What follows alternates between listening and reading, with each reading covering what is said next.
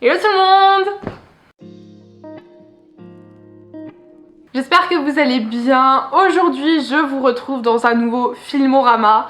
Ça fait un bout de temps que je vous en ai pas fait. Le dernier que je vous ai fait c'était pour la semaine de l'horreur 2020 avec Ubi Halloween. Et là je vous retrouve pour un Filmorama sur un film Marvel que j'adore de tout mon cœur parce que c'est avec mon super-héros préféré en fait. Aujourd'hui je vous parle de Spider-Man Homecoming. Voilà, donc un Marvel. Ceux qui me connaissent, vous savez que je suis fan, mais fan de Marvel. J'aime trop cet univers, autant que Harry Potter en fait, il n'y en a pas d'autres. Mais Marvel, vraiment, j'adore. Donc aujourd'hui, on parle de Spider-Man Homecoming. Du coup, c'est parti.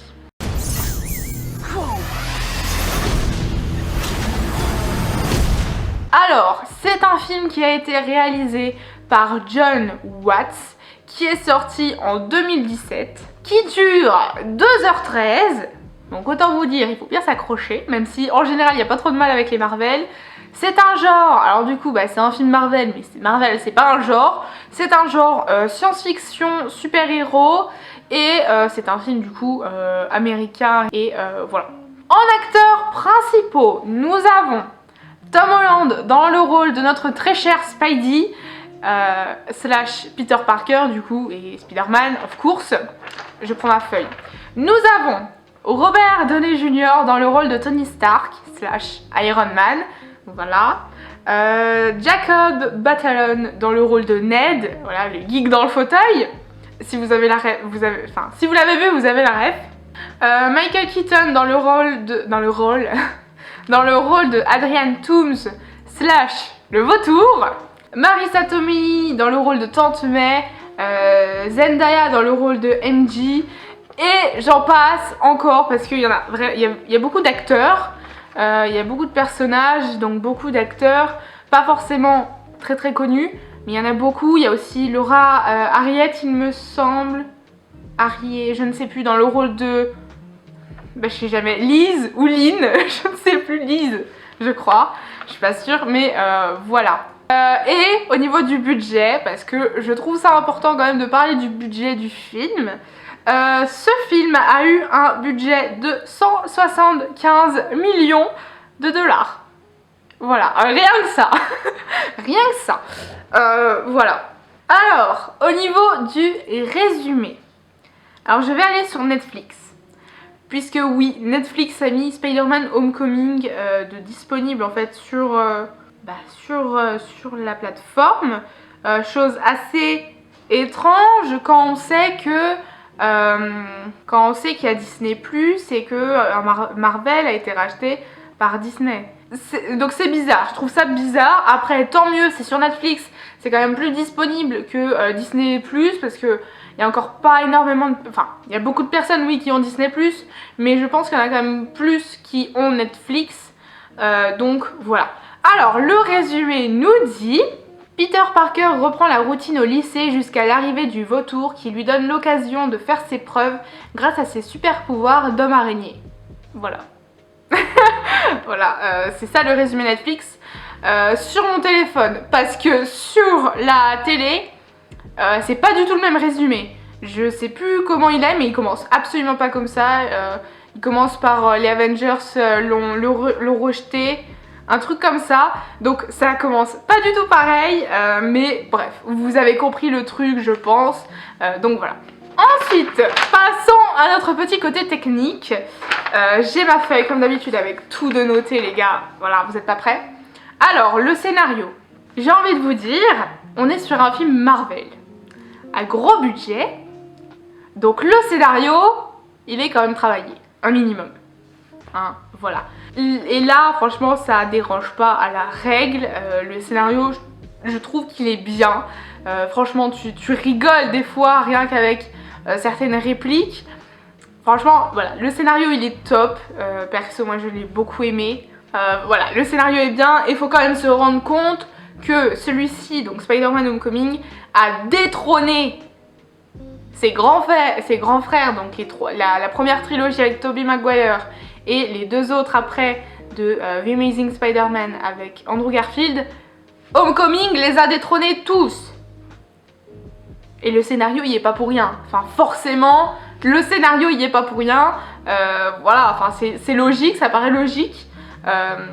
Donc voilà, le scénario, franchement, je m'inquiète pas avec un Marvel, franchement le scénario il est forcément bien, surtout avec le budget qu'il y a derrière quand même, voilà. Donc le scénario il est bien. Ensuite, la bande son. Alors, j'aime bien mon truc, alors, on sait pas si je vais dire un truc bien ou un truc mauvais, ou... voilà, j'aime bien.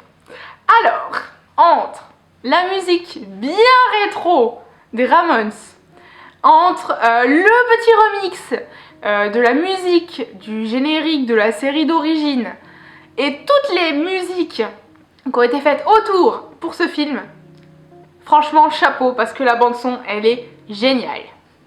Voilà. Vraiment, déjà rien que moi, une musique rétro des années, je sais pas de quand elle est celle-ci, 70, 80, je sais pas trop, je vais regarder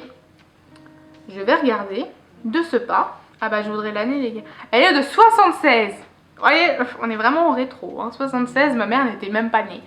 Ok, donc entre la musique rétro et les musiques à côté et tout, franchement, moi je kiffe, il m'en faut pas plus, j'adore la musique et là la musique elle est vraiment top, elle est trop bien.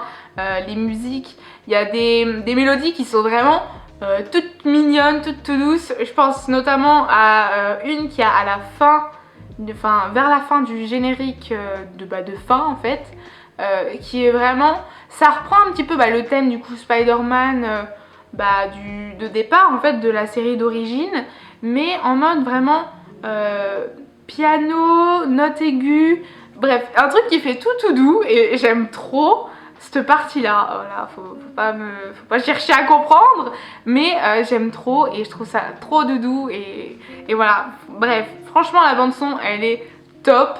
Et puis enfin tu me fous une musique rétro en plein milieu, moi j'adore encore plus, donc c'est un gros pouce en l'air, c'est un gros oui pour la bande son.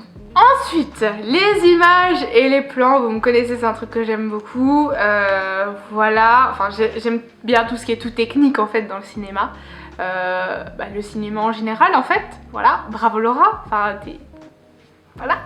Alors, perso j'ai rien à redire en fait sur les images et les plans, il colle à un film Marvel, il y a des plans... je sais pas si c'est des plans drones ou des plans grues, je sais pas trop, mais bref, il y a des plans quand même un petit peu aériennes, enfin des plans aériens et tout ça, c'est des plans que perso je kiffe. Il y a un chat, yes, il y a un chat qui court. Perso voilà, les plans comme ça aériens tout ça, c'est des plans que j'aime énormément, faut pas chercher à comprendre, mais j'aime bien. Après faut pas en abuser non plus, là le film il reste vraiment dans... normal hein, vraiment, il n'en abuse pas. Les images sinon elles sont belles, vraiment je vais pas aller plus loin parce que sinon je vais passer dans la colorimétrie, donc on va éviter, voilà. Et aussi du coup les plans drone ou grue, je sais pas vraiment, ça rajoute vraiment un truc. Après faut se dire que c'est logique qu'il y ait des plans comme ça, sachant que Spidey il se balance quand même de toile en toile, de toit en toit. C'est logique du coup qu'il y ait des plans en hauteur, des plans un peu aériens et tout. Ça paraît logique. Mais je trouve que c'est important quand même d'en parler. Et puis il y a une scène que je trouve qui est terriblement bien réussite. Réussite Oh mon dieu, ça y est, je fais l'erreur. Mon dieu, qui est terriblement bien réussie, je trouve. C'est quand il y a Peter, j'essaierai de vous l'incruster si je la retrouve. C'est quand Peter, il traverse le jardin de je ne sais combien de maisons différentes. Et franchement il y a un sacré boulot au niveau de la caméra, du suivi de caméra. Je sais pas si on peut appeler ça un travelling, je suis pas sûre. Faudrait que je revoie mes bases là de cinéma et de plans et tout, parce que j'ai des lacunes. Mais franchement voilà, le suivi en fait de caméra, quand Peter vraiment il traverse tous ces jardins là, je trouve que c'est juste excellent et que c'est trop... Enfin, c'est drôle, vraiment c'est drôle parce que il est dans des trucs mais ok? Et des fois les gens, enfin tu te dis, ils passent de ça à ça, comment c'est possible en fait? Enfin, voilà, bref, cette scène je la trouve terriblement bien réussie. Et franchement elle est vraiment top. Et voilà, donc franchement chapeau. C'est un petit truc, mais je trouve que ça rajoute un truc à l'ensemble du film. Et voilà, il faut pas forcément des gros trucs pour justement faire un bon film. Des fois il faut simplement de petits trucs, de petits éléments, de petits mouvements de caméra comme par-ci par-là, qui paraissent anodins, mais qui au final emboîtés font un truc qui est vraiment cool. Après faut pas tomber dans le truc du Frankenstein, hein, voilà, faut pas faire tous les meilleurs trucs parce qu'après c'est une daube. Voilà, là c'est vraiment des petits trucs par-ci par-là qui font que du coup le film a un truc en plus. Il y a des passages où il y a des trucs du coup qui rajoutent un truc à l'action, au film en lui-même, et je trouve ça vraiment top d'avoir fait ça. Voilà. Ensuite, on passe à la colorométrie. Les gars, vous savez, j'adore cette partie et ce film ne dérange pas à la règle. Il est très lumineux. Bon, il y a des scènes qui sont sombres, hein, voilà, mais en soi, ce film est quand même très lumineux. Donc ça, c'est un truc que j'aime beaucoup. Aussi, je trouve qu'il est très coloré. Alors après, Spidey, faut se dire, les couleurs de Spidey, c'est quand même le rouge et le bleu, donc c'est des couleurs quand même qui sont peps. Mais là, le film vraiment en lui-même est peps. Leurs manteaux, là, quand ils font le décathlon à Washington, elles sont jaunes, un peu jaune canari, jaune poussin, enfin, non, pas vraiment, mais bref, c'est une couleur qui est vive. Et vraiment, tout le long du film, on va avoir des couleurs qui sont vives, qui sont belles, qui sont peps. Et du coup, des couleurs comme ça rappelle quand même la jeunesse. Voilà, faut se dire, enfin, je sais pas, moi j'ai vraiment eu ça. On suit quand même des lycéens et les couleurs sont ultra vives, ultra peps. Donc moi ça me rappelle du coup la jeunesse en fait. Je sais pas si c'était voulu, mais moi je vois ça à travers la colorométrie.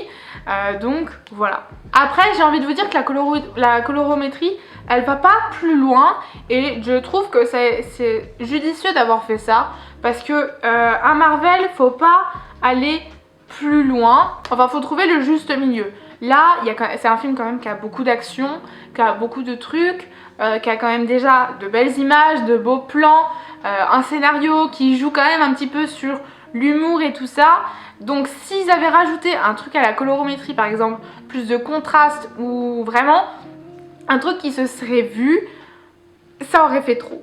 Ça aurait fait trop et c'est pas ce qu'on veut, mais là voilà, ils ont vraiment trouvé le bon truc, le bon compromis et franchement c'est top.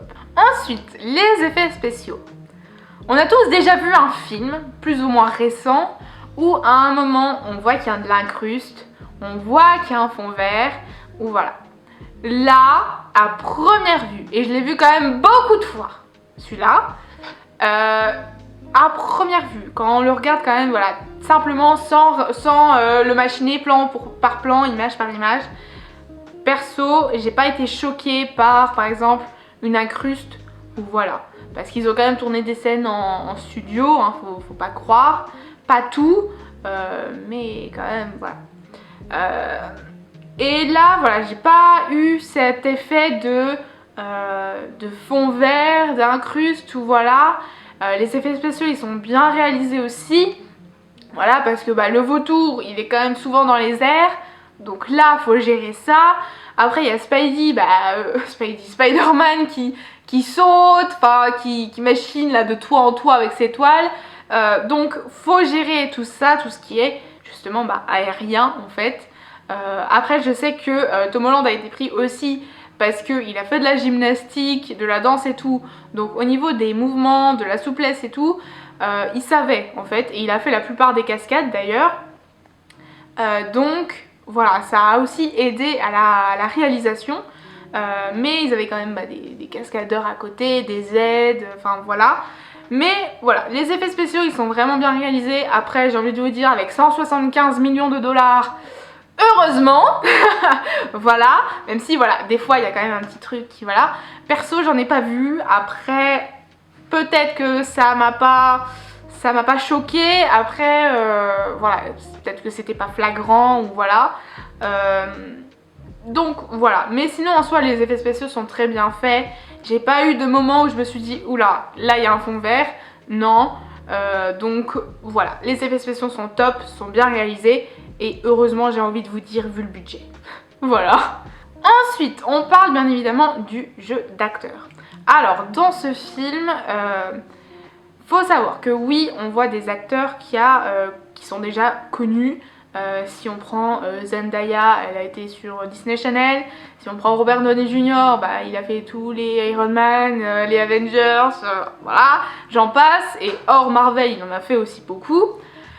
Michael Keaton, je n'en parle pas. Entre Batman il y a quelques années et beaucoup d'autres. Donc ça, c'est des acteurs voilà, qu'on a déjà vus, qu'on connaît, on sait qu'ils savent jouer, on sait qu'ils sont doués et tout ça, voilà. Mais là, le film, il est quand même centré sur enfin, quand il est sorti, Tom Holland, il n'y a pas beaucoup de personnes qui savaient qui c'était. Donc le gars s'est retrouvé. Alors oui, on l'avait vu dans Civil War, je suis d'accord. Mais il n'était pas non plus vraiment en tête d'affiche. Là, il a le rôle clé, il est en tête d'affiche. Il a un rôle qui est quand même connu depuis un bout de temps. Hein. Spider-Man, quand même, quand on prend les tout premiers avec Tobey Maguire, il date quand même il y a quelques années. Donc le gars, il a eu des rôles et tout ça, mais là, il a vraiment un poids. Il a vraiment eu un poids sur les épaules et il devait gérer, le gars. Il devait gérer, il devait faire un bon truc. Au final, il n'y a pas eu de souci, hein, le box-office, c'est bon, il l'a fait, il a détrôné tous les autres Spider-Man, voilà. Mais au départ, il avait quand même un truc énorme sur le dos. Le gars, il n'est pas énormément connu. Là, on lui fout le rôle clé d'un super-héros qui est connu depuis perpète, qui a déjà eu 2 interprètes différents. Donc là, il doit gérer. Il doit gérer et franchement, il a fait un boulot de ouf. Franchement, il est génial dans ce rôle-là. Perso, je trouve que c'est le meilleur interprète de Spider-Man. Voilà. Si vous l'avez vu dans The Devil All the Time, donc Le Diable tout le temps, je crois que c'est ça, sur Netflix, vous l'avez vu dans un tout autre registre, avec un autre type de personnage, mais vous voyez qu'il joue vraiment bien. Vraiment, vous voyez que le gars a du talent et que voilà, tous les rôles, je pense, peuvent lui aller parce que vraiment, il joue bien.